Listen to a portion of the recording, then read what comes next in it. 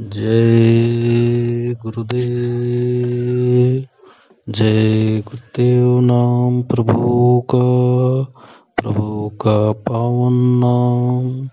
जय गुरुदेव। परम संत बाबा जय गुरुदेव जी महाराज सत्संग सुनाते हुए शाकाहारी सदाचारी बाल संघ पत्रिका के द्वारा बताए। मथुरा बाबा जय गुरुदेव ने यहाँ सत्संग सुनाते हुए कहा कि एक एक दिन और क्षण क्षण समय खत्म हो रहा है। हम सोचते हैं कि उम्र बढ़ रही है, पर आपकी उम्र घटती चली जा रही है। जब से बच्चा पैदा होता है तभी से उसको मिली श्वास की पूंजी खत्म होने लगती है और उम्र घटने लगती है। आप समझते हो कि बच्चे की उम्र बढ़ रही है। यहाँ से ये पूंजी दी गई है, वहीं से एक एक करके ये खत्म होने लगती है। किसी को दोष लगाने की जरूरत नहीं है कि इसकी दवा ठीक नहीं की गई या कि डॉक्टर ने यह दवा नहीं दी, वह दवा नहीं दी। वहाँ पूंजी खत्म हुई, खेल खत्म हो गया और सूरत का सिमटाव हो गया। इसी को समझने की आवश्यकता है।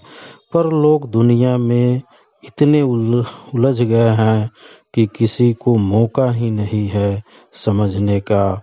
जब जब महापुरुष आए अपने समय में लोगों को समझाते रहे, जब तक रहे, बाद में किताबें लिख कर छोड़ गए ताकि मानने वाले लोग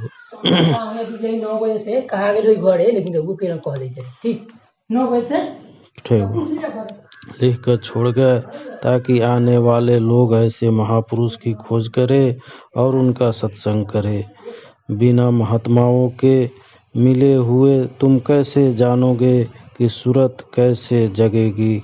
महात्मा मिल जाए, रास्ता दे दे तो कुछ कमाई तुमको, कुछ उनकी दया हो जाएगी। तुम कुछ भी ना करो, उनकी दया हो भी जाए तो तुम उसको रख नहीं सकते हो। तुम्हारा हृदय रूपी बर्तन साफ नहीं होगा तो दया फूट जाएगी।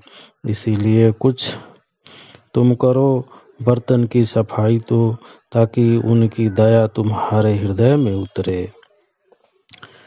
हमारे पास लोग फोन करते हैं कि मैंने टेलीफोन लगवा लिया, कि मैंने गाड़ी खरीद ली। मैं कहता हूँ कि ठीक है, तुम अपनी ख्वाहिशों पूरी कर लो, कोई कमी ना रह जाए।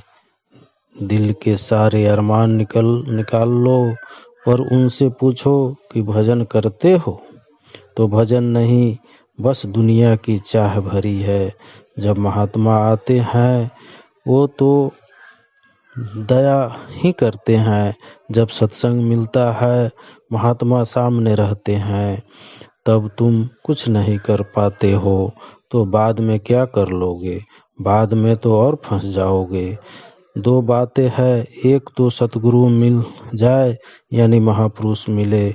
दूसरे, जब तुम्हें युक्ति मिल जाए तो लग कर कमाई करो। दुनिया खो तकलीफ में है, वह तो सबकी दुकान पर चली जाती है कि कहीं कुछ निवारण हो जाए। दुकानें भी बहुत से लोग लगा कर बैठे हैं। कोई कहता है भभूत ले जाओ, कोई कहता है गंगाजल ले जाओ, कोई कहता है जमुना में ना स्नान करो, कोई कहता है ये जाप कराओ, वो जाप कराओ। मतलब एक ये दुकानें हैं कमाने जाने की, लोग इसमें फंस जाते हैं। तुम संयम से रहो, अच्छे कर्म करो तो बीमारी आएगा क्यों। इस बात को समझो कि दुनिया में किसी का कुछ नहीं है। इसीलिए जब तक रहो, जैसे रहो, उस मालिक का शुक्राना करो और अपने भाग पर विश्वास रखो। नरदेही अमोलक है, इसमें आत्मा को जगाने की कमाई करो, यह तुम्हारी अपनी कमाई है। नरक में फंसना है तो जाओ, जी में जाओ, लूटो मारो खाओ, लेकिन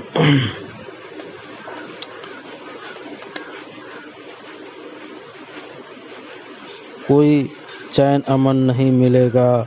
एक एक पल आप चीखोगे चिल्लाओगे, घोरम घोर मचेगा। यह सत्संग है, इसमें आपको चेत कराया जा रहा है।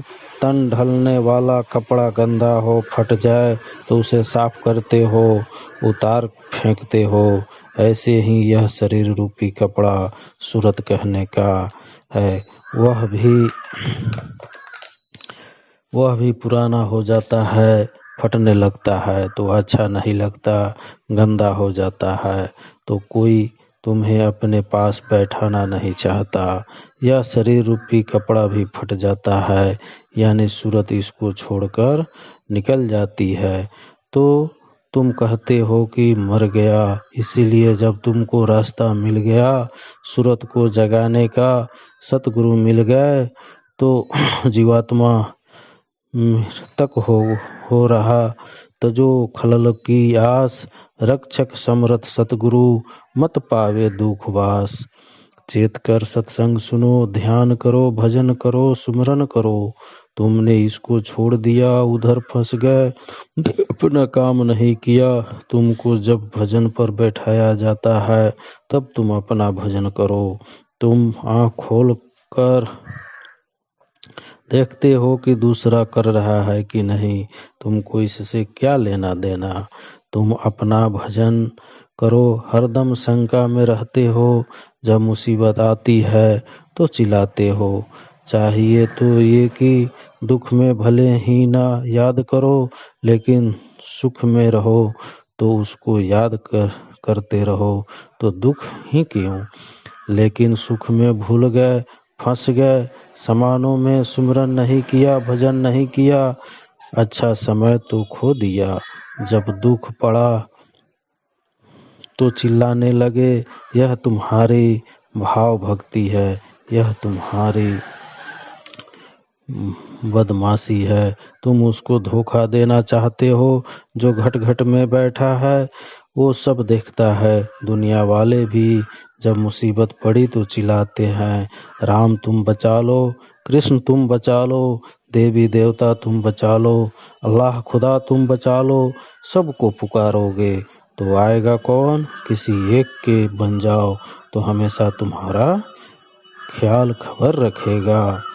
जय गुरुदेव, जय गुरुदेव। एक कहानी स्वामी जी बताए। एक राजा था, एक दिन अकेले जंगल में शिकार खेलने गया। उसने देखा कि एक वृक्ष दो आदमियों के पीछे लपक रहा है। देखते देखते वृक्ष ने बारी बारी से उनको मार डाला। राजा ने वृक्ष का पीछा किया। एकाएक वह वृक्ष एक सुंदर नारी के रूप में आ गया। राजा को उत्सुकता हुई कि यह कैसा खेल है। वह छिप कर देखने लगा। कुछ दूर चलने पर एक कुआं दिखाई दिया। कुएं पर दो आदमी थे। स्त्री वहां गई और बातें करने लगी। वे दोनों भाई थे। बड़े भाई की तरफ स्त्री आकर्षित हुई। थोड़ी देर बाद बड़ा भाई फल मिठाई लेने चला गया। उस स्त्री ने फिर छोटे भाई से प्रेमलाप शुरू किया। छोटे भाई ने कहा कि आप मेरी माता के समान हैं। स्त्री ने कहा कि मैं तो तुमको ही चाहती हूँ।